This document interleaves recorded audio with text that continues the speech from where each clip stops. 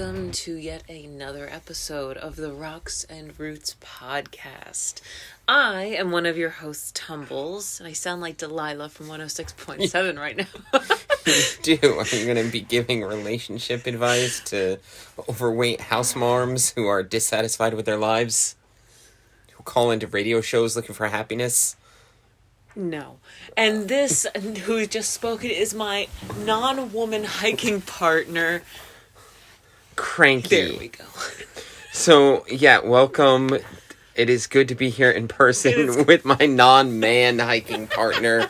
We learned so much about roles and genderism today. It was incredible. For a 5-hour car ride, we learned a lot. Yes, we did. Maybe more than we should have. So, we are coming at you. Let's play a song for one of our listeners. We are coming at you fresh off of, if I could find it, Cascade and Porter up in the Adirondacks. Yes, it was an amazing hike, and I am looking for the stats, but just some general stats on the mountains themselves. Cascade is 4,098 feet of elevation. Porter is 4,059. That's a lot closer than I thought. 4,000 what was it? 59. And then Cascade is 4,098. So they're right on top of each other. Well, we kind of saw that today. Yes, we did. So, Cascade is the 36th highest peak. And Porter is the 38th highest peak. Should we start at the beginning, or would you like to give stats now? I would like to give stats as soon as I can find them. But we... most professional podcast on the internet. I remember them. It's fine. So, my All Trails said 5.9 miles in roughly 3 hours and 20 minutes of moving time, 4 hours and change total. And your Apple said... Mine said 7 miles overall. So we're kind of going to meet in the middle. Split the difference and maybe 6.3-ish somewhere in there, which is what a lot of the websites say. Mm-hmm. So, these were our first winter Adirondack peaks. We've popped our winter Adirondack cherry. Yes. Well done. Congratulations. So, we've done a shit ton of Catskills Mountains. This is our first winter Adirondack summits, and it was absolutely glorious. My amazing wife, Mrs. Cranky, has just entered the room. Hello. Pie. She is eating pie. From the Noon Mark Diner, for those that are familiar with Keene Valley and the Adirondacks. Highly recommended that you stop there post-hike and pick up some pie for your loved ones that wait for you back home. Or cookies. Cookies are damn good, too. The cookies are damn good. So now we can start at the beginning. Okay, it's a very good place to start. So yesterday, our tale began. Yesterday afternoon, we started to make our way up to the Adirondacks. Now, earlier in the week, what we were planning on doing was driving up there the night before, sleeping in the car, and then getting up and hiking. However, we were supposed to actually go tomorrow, which is Monday. Yes, we were going to celebrate Dr. King's day by summiting a mountain. That's right. But tomorrow, it's actually snowing now here in Jersey, and it's going to snow a shit ton up there from midnight all through the day. So we adjusted our plan, and we said we need to do this on Sunday. Correct. Yeah, there's supposed to be 12 to 16 inches up in the Adirondacks tomorrow. Anyway, so along with that, we said let's go Sunday, and then I looked at the temperature. It was dangerously cold. Dangerously cold, especially to sleep in a car. So we're said... talking negative 12, yes. 13, yeah. So it was decided that we were going to stop at Lake George, spend the night in a motel, and then make our way up the next morning. So we got to sample the Lake Locals. George Howard Johnson You have not heard this part, Mrs. Cranky. And we were greeted upon our arrival after getting our key cards with a woman running up to us. Oh, yeah. I'm sorry to bother you, but do you know how to open a beer with a lighter? I don't have a bottle opener, but I have this lighter. I swore she was coming up asking for 25 cents for the vending machine. Nope. She wanted to know if we knew how to open a Corona with a lighter. And then I was saying it's probably theoretically possible because the heat from the lighter would make the metal expand because metal expands. Yeah, that's what I was thinking as well. And you could probably twist it off at that point, or at least use the corner of a table and, But the thing was, it was -6 at that time, and I didn't want to... 10 o'clock at night. And I didn't want to deal. Strange woman. Yeah. A little random. Yeah. So, everything was going swimmingly until the key didn't work anymore to the room. And I'd left my bag in the room. So we go back to the front desk. The key won't work. Oh, I'm so sorry. I'll call the manager. Do you need your bag tonight? I said, this is my purse with my money and my phone in there. Yes, I will need it tonight, preferably now. So, yeah. 5 minutes ago. Her plan was that we would go to sleep and they would get it to us sometime. I don't know. Fortunately, my purse and my wallet. Yeah, with my ID and all my money and my credit cards so someone can come and be like, oh, it's missing. Yes. Uh-huh. So...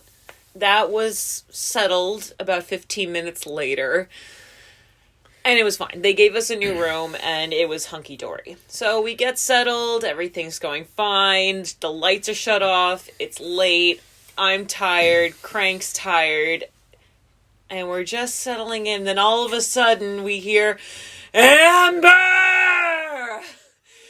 Where's Amber? I'm like, where the fuck is Amber? So another intoxicated individual. Was it an Amber Alert? No. No, it was not. Well, obviously it was. He needed to know where Amber was, and he was alerting everyone to the fact that he didn't know where Amber was. Very good. Yes. You're welcome. I don't know if they found Amber or not, but I'm glad they shut up. Yeah, they were that tones. I couldn't make everything out, but the tones were much happier after about 5 minutes or so. Yes. So woke up this morning, and as usual, I wake up way too early, and I'm really slow. So my alarm went off at 3:45. I apologize again. And I hated you tremendously. I put on my goggles to keep the light out. Welcome to my world. And so, thus the morning began. After a hearty breakfast skillet, we got to the trailhead. Around 6:15, which was earlier than I even expected. And watching the temperature drop. Drop. I think we left, it was -6 when we left Lake George. It was -16 when we pulled into the trailhead. And that's static temperature. There was no wind. Thank God there was no wind. Oh, man. So, slept another 20 minutes in the car and then started up. Great conditions. It was phenomenal cold, conditions. But yeah, you couldn't ask for a better day, honestly. This is one of the trails that is maintained. The state does a horrible job up in the Adirondacks, except for a few trails.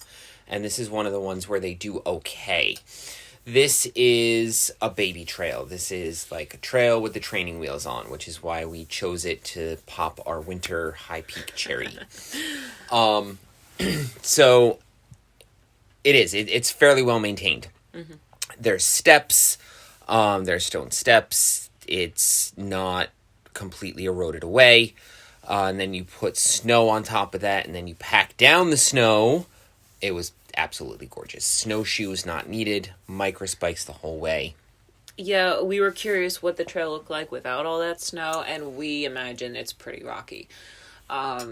We did talk to a gentleman at the end of our hike who said he was in the area in the springtime, and he advises not to go around that time because you get mud and you get bugs.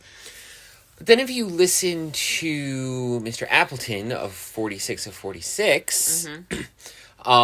He said it's the perspective is interesting because James Appleton of 46 of 46 lives in the area, is used to those trails, and if you're grading on an Adirondack curve, that one's not too bad as far as maintenance.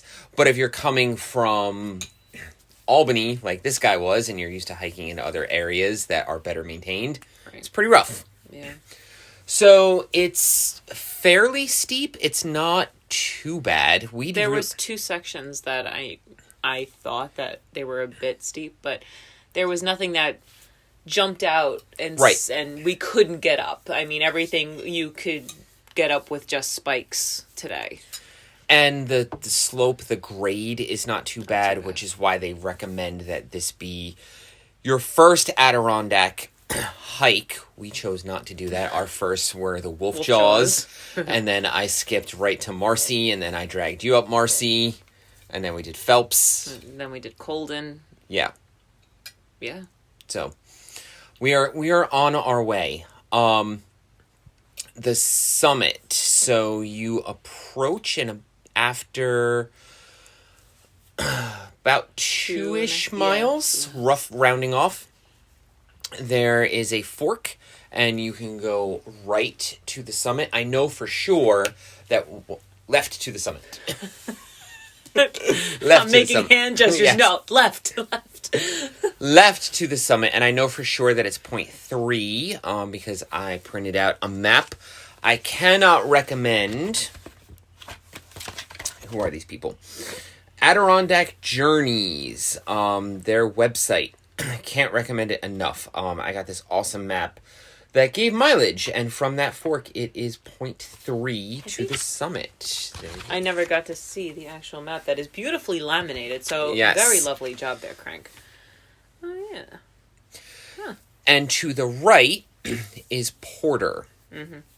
So we were very thrilled to use our goggles for the first time. We were. So put the goggles on. Yes, we're so excited. Put the goggles on. It is an app. Oh, rewind.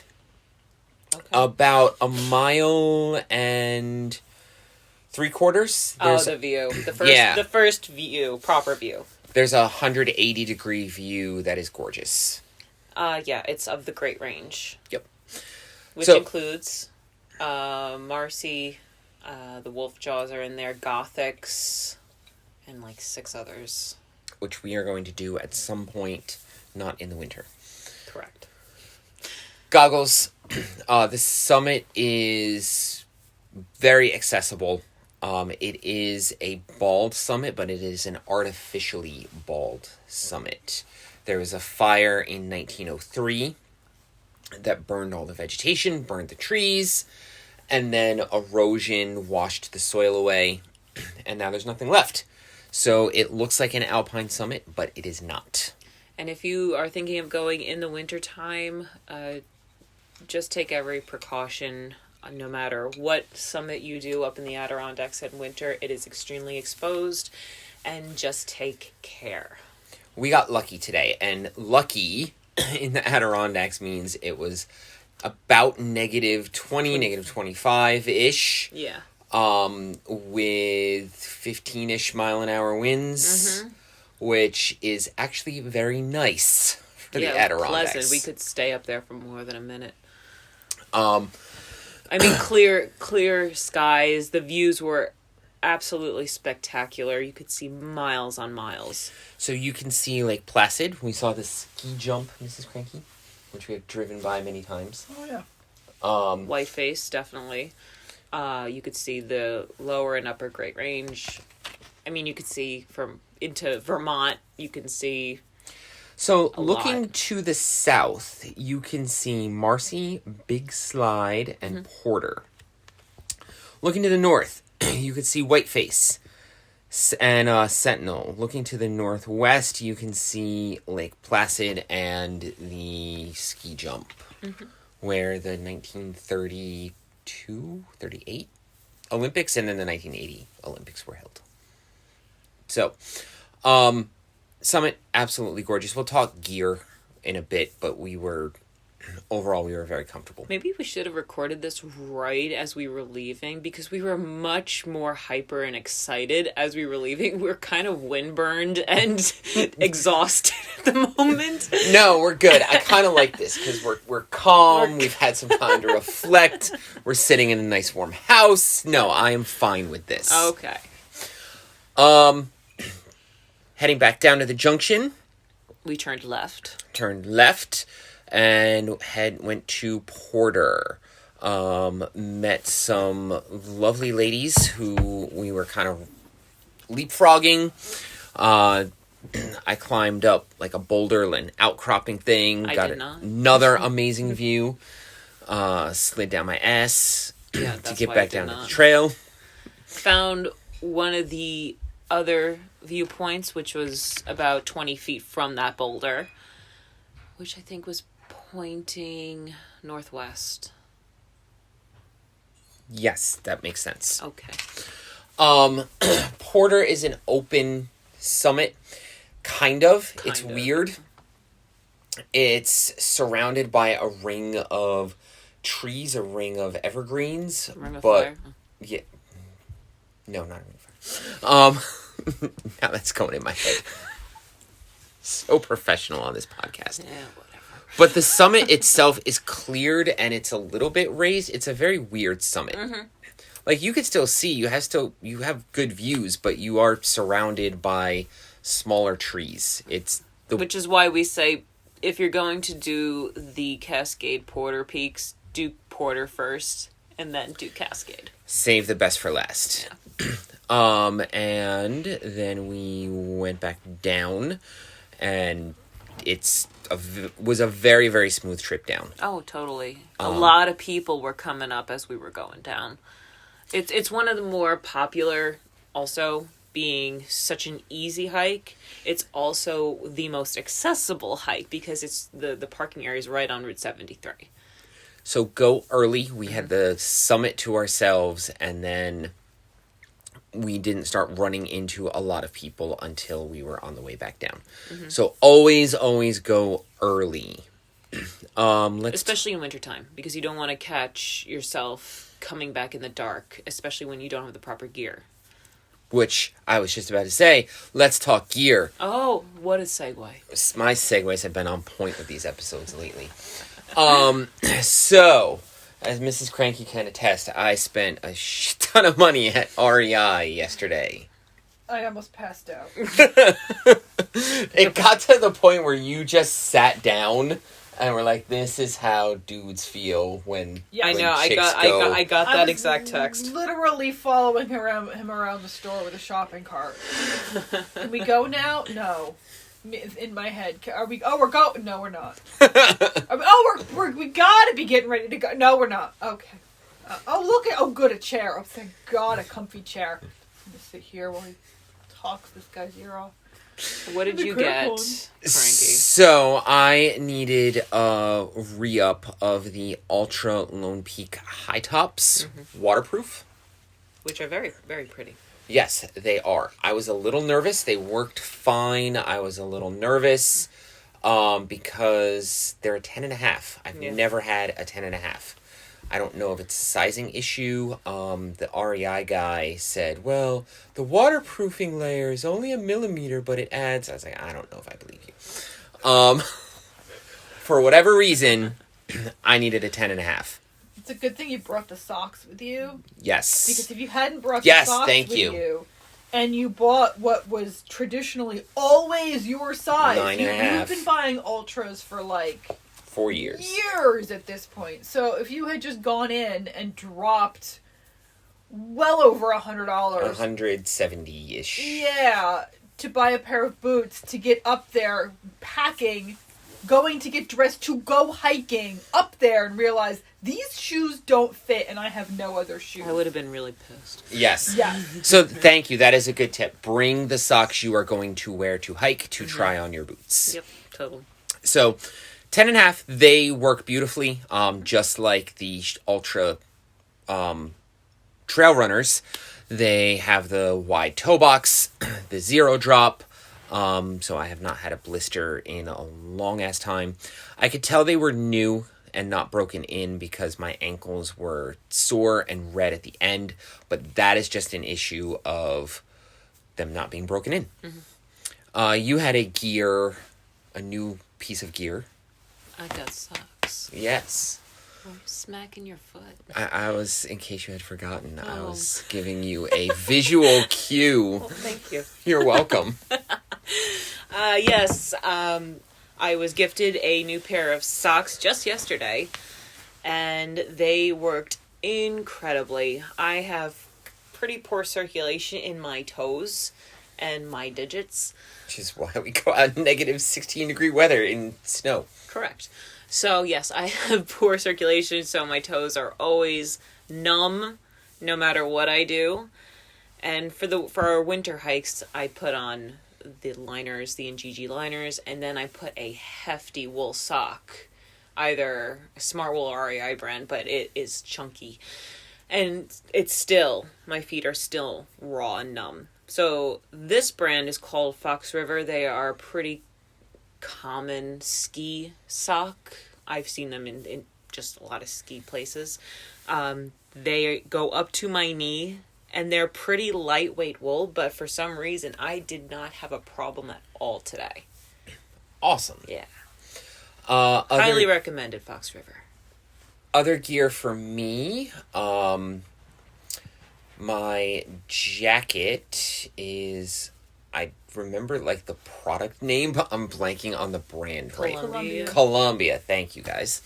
Columbia Whirlwind 4. It's a really, really nice shell. It's a lower end shell. It's only $200. You can get shells for, we were looking at, what's the brand? Arc'teryx yesterday. Mrs. Cranky and I were looking for $600. Oh, yeah. But this worked absolutely wonderful. Can't recommend it enough. Lots of pockets, kept me really warm, and it's a pretty shade of blue.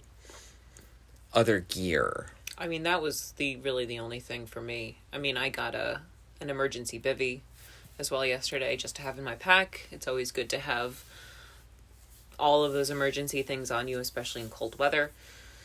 And we realized, we didn't plan this, but we realized we do have a decent combination because Mrs. Cranky got me a emergency tent.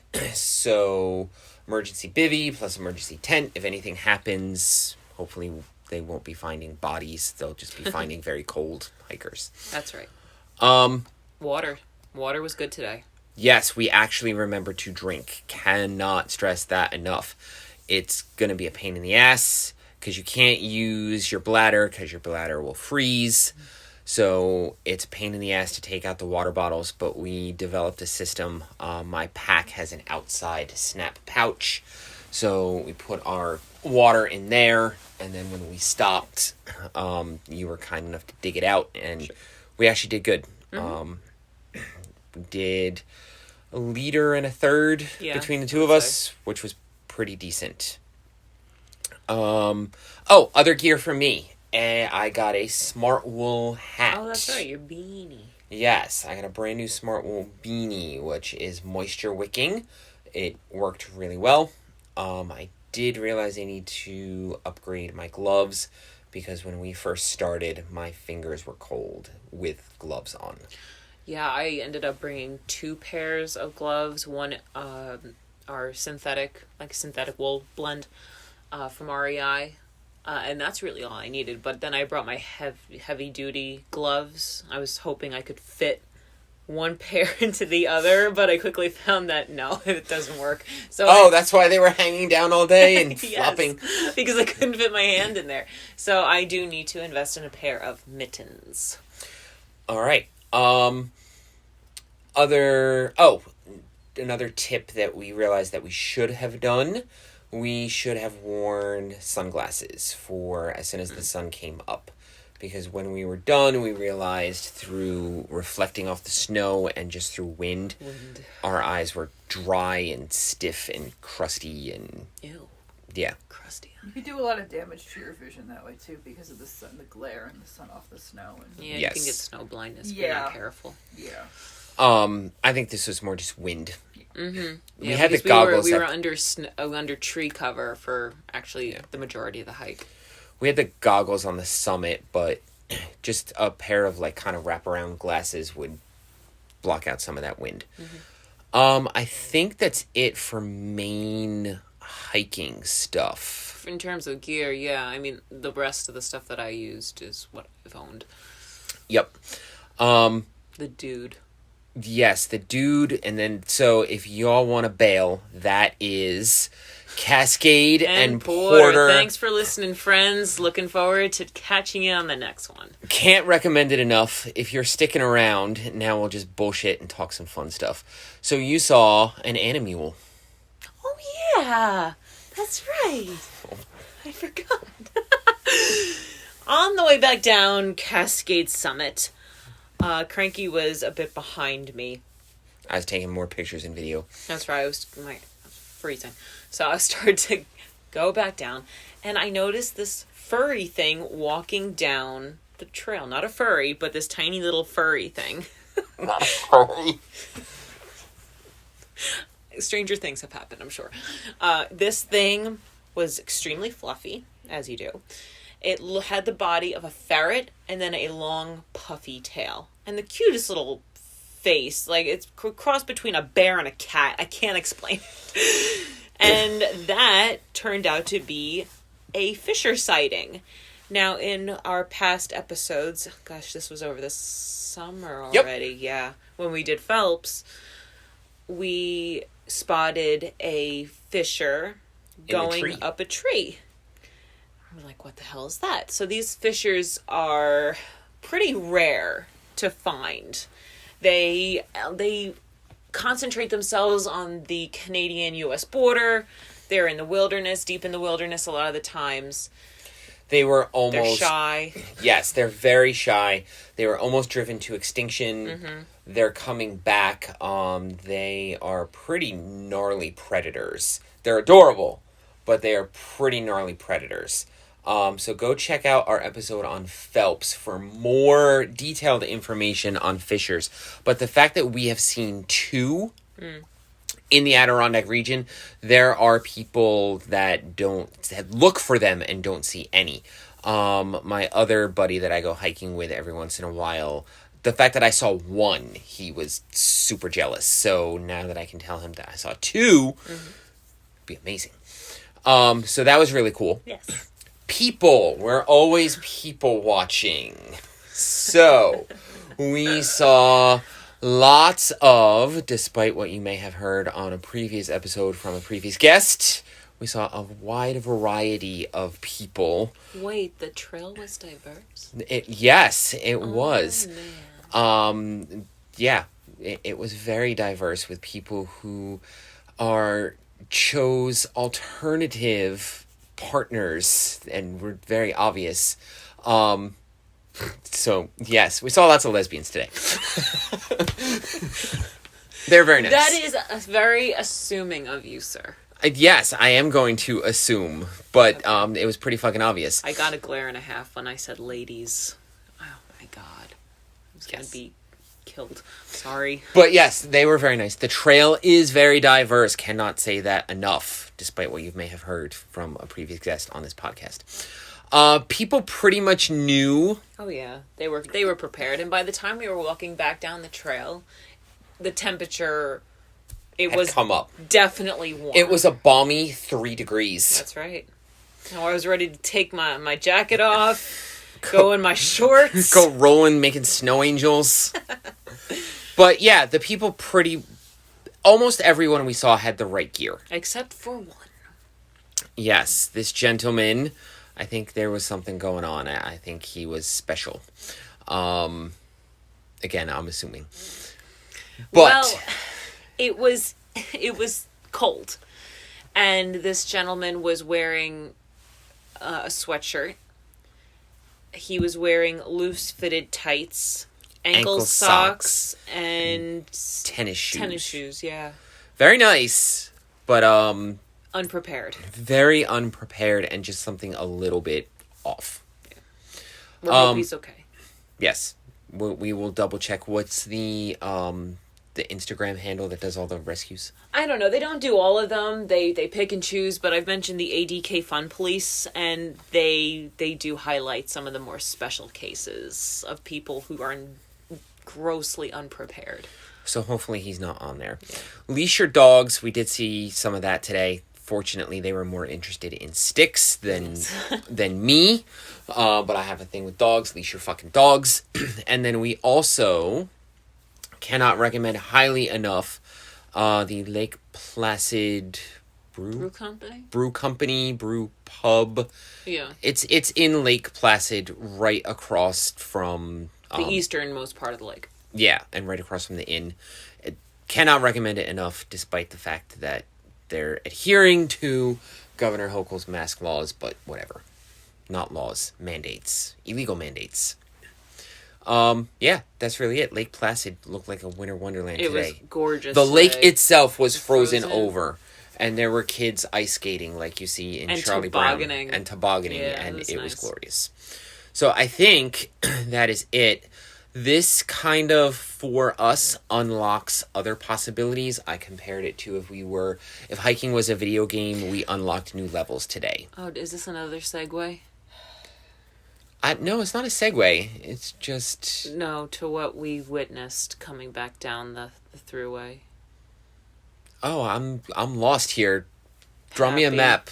Happy. Oh, no, it was not. Oh. We can talk about that if you want. But it was not a segue. I was doing an analogy. Oh. This is the harshest... This is the harshest weather that we have hiked in. Yeah, ever. And we did fine. So that brings more confidence. So we will be doing other things of this nature. And bitch.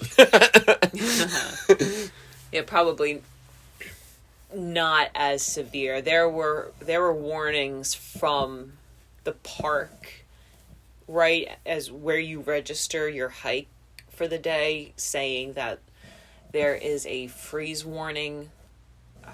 We recommend you not hike this weekend because the temperatures were so miserably cold. But we realized there was no wind. We used our own discretion. We had the right gear, and we were fine. Yes. Not saying that is a good idea for everyone. Correct.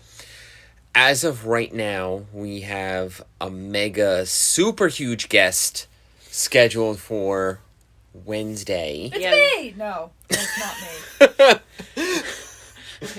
Mrs. Cranky will come on in a few weeks. Yes, I keep offering, and they are like, yeah! And then, they're going to tease big, huge guest! It's not me. I was just... Well, it's a very Adirondack week. Yes. We'll say that. That'll be our hint. Yes. And that is all I have if we want to wrap this shit up. Oh, okay. What I was inferring to yes, before... I'm sorry. I was like... We went off the rails. I don't care. It's great. We followed this guy. His trail name is Happy. And he started his through hike of the AT back on January 1st, 2021. Now, we wondered why. And we realized the guy was pretty slow, which is fine. Slow, mostly. He looks like he's in shape. Totally. His videos are very beautiful, but very long. So I'm guessing that he's slow because he spends a lot of time filming. Right. And he had hurt his ankle. I mean, he of course he didn't prepare for that, but it helped that he started so early that he could get injured and then recover and then continue his year through hike. When he's injured, he did trail magic for weeks. Yeah, which is actually very cool. Yeah, good guy. So we were wondering today what happened to him because we didn't get updates to see if he actually finished the trail. So we casually just go on. We knew that he summited Katahdin and he was doing a flip. And was doing a flip. Yeah.